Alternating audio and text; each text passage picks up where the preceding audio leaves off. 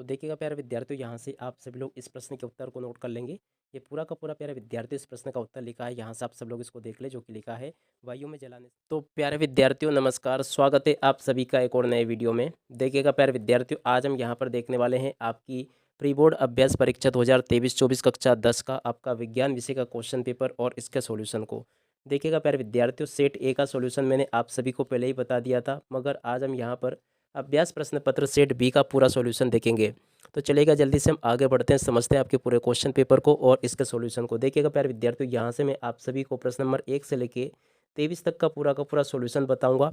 तो चलिएगा जल्दी से हम आगे बढ़ते हैं, समझते हैं आपके क्वेश्चन पेपर को कि किस प्रकार का आपका पूरा क्वेश्चन पेपर आया है और आप सभी को इसका सॉल्यूशन कैसे पूरा कंप्लीट कर लेना चाहिए। तो देखिएगा प्यारे विद्यार्थियों, कक्षा 10 के समस्त विषय के वीडियो बना के मैंने अपलोड कर दिए हैं, जिनकी लिंक मैंने यहाँ पर आपको डिस्क्रिप्शन में दे रखी है। तो वहाँ से आप लोग क्लिक करके उनको ज़रूर देख लें। अब देखिएगा इस प्रकार का आपका पूरा क्वेश्चन पेपर होगा। अब जल्दी से हम इसके सॉल्यूशन को देखते हैं। तो देखिएगा पहला क्वेश्चन लिखा है, लौह चूर्ण पर तनु हाइड्रोक्लोरिक अम्ल की अभिक्रिया होने पर। तो देखिएगा पहले नंबर का जो क्वेश्चन लिखा ना, इसका राइट आंसर आपका आ जाएगा हाइड्रोजन गैस एवं आयरन क्लोराइड बनता है। तो यहाँ से आप सभी लोग इसको देख लेंगे। और उसके बाद में देखिएगा धातु उभयधर्मी ऑक्साइड बनाती है। तो देखिएगा दूसरे नंबर का जो क्वेश्चन लिखा है ना, इसका राइट आंसर आपका आ जाएगा एल्यूमिनियम।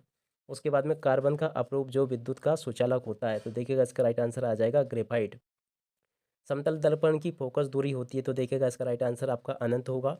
किसी चालक तार का प्रतिरोध निर्भर करता है। तो देखिएगा 5 नंबर का जो क्वेश्चन लिखा है ना, इसका राइट आंसर आपका आ जाएगा, यहाँ से आप लोगों को लिख लेना उपरोक्त सभी पर, ठीक है। उसके बाद में छठे क्वेश्चन को देखते हैं। तो देखिएगा छठा क्वेश्चन ये लिखा है, अतिभारण के कारण परिपथ में धारा के मान पर क्या प्रभाव पड़ता है।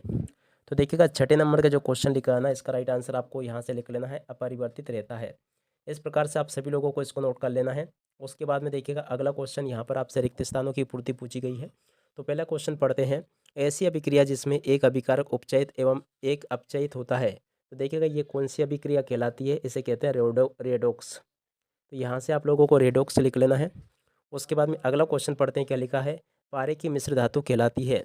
तो देखिएगा प्यारे विद्यार्थी, पारे की मिश्र धातु कहलाती है अमलगम। यहाँ से आप लोग लिख ले अमलगम, इसका राइट आंसर होगा। उसके बाद में अगला क्वेश्चन पढ़ते हैं, क्या लिखा है, देखिएगा एसिटिक अम्ल का 3 से 4% विलयन कहलाता है।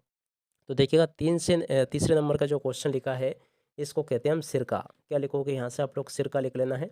उसके बाद में अगले क्वेश्चन को पढ़ते हैं, हार्मोन के संश्लेषण के लिए आयोडीन आवश्यक है। तो देखिएगा प्यारे विद्यार्थी, कौन से हार्मोन के संश्लेषण के लिए आवश्यक है। देखिएगा इसका राइट आंसर आएगा थायरोक्सिन। यहाँ से आप लोगों को लिख लेना, कैसे लिखोगे आप लोग, थायरोक्सिन इसका राइट आंसर होगा। तो यहाँ से आप लोग लिख लें थायरोक्सिन, इसका राइट आंसर है, ये या है।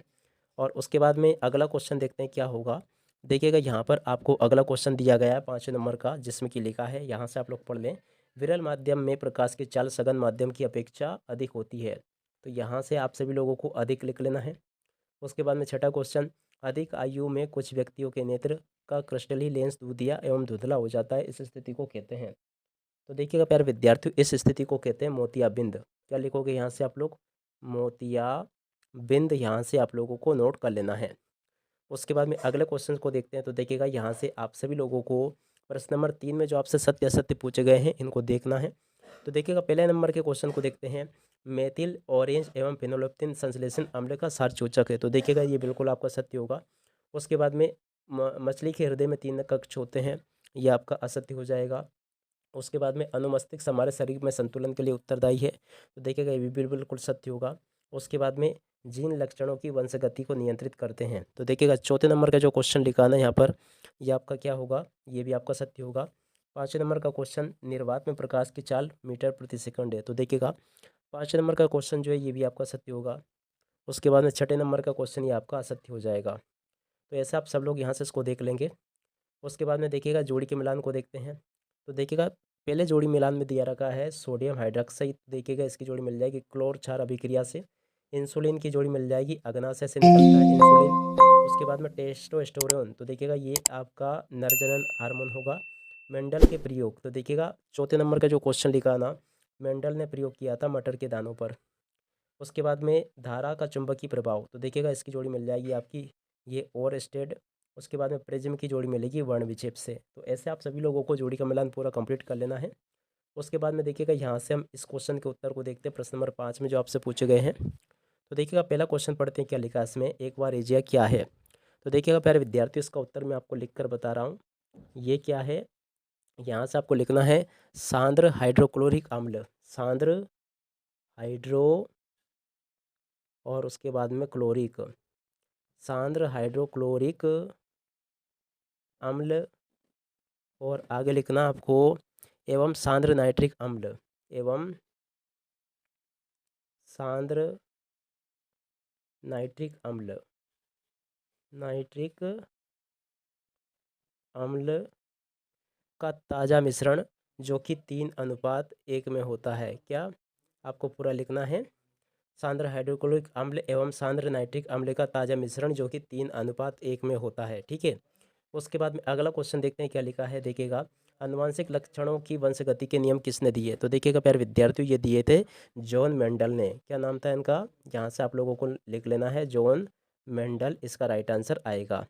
उसके बाद में अगला क्वेश्चन देखते हैं क्या लिखा है। देखिएगा उभयलिंगी पुष्प किसे कहते हैं। तो देखिएगा इसका राइट आंसर आ जाएगा, ऐसा पुष्प जिसमें नर एवं मादा दोनों प्रकार के फूल लगते हैं उसे उभयलिंगी पुष्प कहते हैं। उसके बाद में अगला क्वेश्चन देखते हैं, आपको केरोसिन, तारपीन का तेल और जल दिए गए हैं, इनमें से किसमें से प्रकाश सबसे अधिक तीव्र गति से गुजरेगा। तो देखिएगा चौथे नंबर का जो क्वेश्चन लिखा है ना, इसका राइट आंसर आपका आ जाएगा, जल से अधिक तीव्र गति से गुजरेगा। उसके बाद में देखिएगा लेंस सूत्र आपको लिखना है। तो देखिएगा लेंस सूत्र होता है 1/F, इसके बाद में बराबर आपको क्या लिखना है, यहाँ से आपको लिखना है 1/U + 1/V। ये आपका लेंस सूत्र होता है। तो यहाँ से आप लोग इसको देख लें और पूरा का पूरा इसको नोट कर लेंगे। उसके बाद में देखिएगा UNEP का पूरा नाम लिखिए। तो देखिएगा इसका पूरा नाम है संयुक्त राष्ट्र पर्यावरण कार्यक्रम। इस प्रकार से आप सब लोग इसको देख लें। अब इसके बाद में देखिएगा आगे का आपका जो क्वेश्चन पेपर पूछा गया है उसके पूरे आंसर को देखते हैं। तो देखिएगा यहाँ पर आपसे क्वेश्चन पूछा, वायु में जलाने से पहले मैग्नीशियम रिबन को साफ क्यों किया जाता है। तो चलिएगा जल्दी से हम आगे बढ़ते हैं और इसके उत्तर को देखते हैं। तो देखिएगा प्यारे विद्यार्थियों, यहाँ से आप सभी लोग इस प्रश्न के उत्तर को नोट कर लेंगे। ये पूरा का पूरा प्यारे विद्यार्थी इस प्रश्न का उत्तर लिखा है, यहाँ से आप सब लोग इसको देख ले, जो कि लिखा है वायु में जलाने से पहले मैग्नीशियम रिबन को साफ क्यों किया जाता है। अब इसके बाद में हम आगे बढ़ते हैं, अगले प्रश्न के उत्तर को देखते हैं। अब इसके बाद में देखिएगा प्यारे विद्यार्थियों, अगला क्वेश्चन ये रहा आपका, यहाँ से आप लोग इसको देख लेंगे। यहाँ पर आपको क्वेश्चन दिया गया है, सोडियम को केरोसिन में डुबोकर क्यों रखा जाता है। तो चलिएगा जल्दी से हम आगे बढ़ते हैं और प्रश्न नंबर 7 के उत्तर को देखते हैं। तो देखिएगा प्यारे विद्यार्थियों, ये रहा आपके प्रश्न का उत्तर। यहाँ से आप सब लोग इसको देख लें और अच्छे प्रकार से इसको नोट भी कर लें, पूरा का पूरा प्रश्न और उसका उत्तर प्यारे विद्यार्थियों मैंने यहाँ से आपको बता दिया। अब चलिएगा अब आगे बढ़ते हैं और प्रश्न नंबर 8 के उत्तर को देखते हैं। तो देखिएगा प्यारे विद्यार्थियों, यहाँ से आप सब लोग इसको देख लें। प्रश्न नंबर 8 लिखा है, जिसमें कि आपको दिया गया है द्विखंडन बहुखंडन से किस प्रकार से भिन्न है, या फिर इसके अथवा में जो क्वेश्चन पूछा गया है, माँ के शरीर में गर्भस्थ शिशु को पोषण किस प्रकार से प्राप्त होता है। तो देखिएगा प्यारे विद्यार्थियों, इन दोनों में से किसी भी एक के उत्तर को अब हम देखते हैं। तो देखिएगा प्यारे विद्यार्थियों, ये इसका उत्तर लिखा है, यहाँ से आप सब लोग इसको देख लेंगे, द्विखंडन बहुखंडन से किस प्रकार से भिन्न है, पूरा का पूरा क्वेश्चन और इसका उत्तर यहाँ पर आपको दिया गया है। तो इस प्रकार से यहाँ से आप सभी लोग इस क्वेश्चन को देख लेंगे और इसको पूरा का पूरा याद भी कर लेंगे। तो देखिएगा यहाँ से मैंने आप सभी को इसका उत्तर आपको बता दिया। अब चलिएगा अब आगे बढ़ते हैं और अगले प्रश्न के उत्तर को देखते हैं। अब देखिएगा अगला क्वेश्चन ये लिखा है, यहाँ से देख लेंगे, परागण क्रिया निषेचन क्रिया से किस प्रकार भिन्न है। देखिएगा प्यारे विद्यार्थियों, एक तो ये वाला क्वेश्चन या फिर एक ये वाला क्वेश्चन, एकल जीवों में प्रजनन की 4 विधियों के नाम एवं उदाहरण लिखिए। इन दोनों में से किसी भी एक क्वेश्चन के आंसर को देखते हैं। तो देखिएगा प्यारे विद्यार्थियों, यहाँ से आप सभी लोग इस प्रश्न के उत्तर को नोट कर लेंगे, जो कि मैंने आप सभी को यहाँ पर बता दिया है। तो इस प्रकार से आप सभी लोग प्यारे विद्यार्थियों इस प्रश्न के उत्तर को नोट कर लें। अब चलिएगा अब आगे बढ़ते हैं और अगले प्रश्न के उत्तर को देखते हैं। अब देखिएगा अगला क्वेश्चन ये लिखा है, स्वपोषी पोषण के लिए आवश्यक परिस्थितियाँ कौन सी है एवं उत्पाद क्या है। चलिएगा जल्दी से हम आगे बढ़ते हैं, प्रश्न नंबर 11 के उत्तर को देखते हैं। तो देखिएगा प्यारे विद्यार्थियों, या तो हम इस वाले प्रश्न के उत्तर को देखेंगे या फिर हम इस वाले क्वेश्चन के उत्तर को देखेंगे। दोनों में से जो मिल जाएगा वो सबसे पहले मैं आपको बता दूंगा। तो चलिएगा जल्दी से हम आगे बढ़ते हैं, प्रश्न नंबर 11 के उत्तर को देखते हैं। तो देखिएगा प्यारे विद्यार्थियों, ये लिखा है इसका उत्तर, यहाँ से आप सब लोग इसको देख लेंगे। देखिएगा स्वपोषी पोषण के लिए सबसे पहले कार्बन डाइऑक्साइड जरूरी होती है, इसके बाद में जल जरूरी होता है, इसके बाद में सूर्य का प्रकाश ज़रूरी होता है। तो देखिएगा यहाँ से लेके यहाँ तक का पूरा प्रश्न और इसके उत्तर को नोट कर लेंगे आप लोग यहाँ से। अब इसके बाद में हम आगे बढ़ते हैं और अगले प्रश्न के उत्तर को नोट करते हैं। देखिएगा प्यारे विद्यार्थियों, ये इसका उत्तर है, स्वापोषी पोषण के लिए आवश्यक परिस्थितियाँ कौन-कौन सी होती है? तो इसका उत्तर यहाँ से आप लोग नोट कर लें।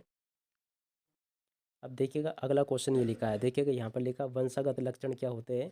कि मेंडल के प्रयोग द्वारा कैसे पता चला कि लक्षण प्रभावी अप्रभावी होते हैं? तो देखिएगा इन दोनों में से किसी भी एक प्रश्न के उत्तर को देखते हैं।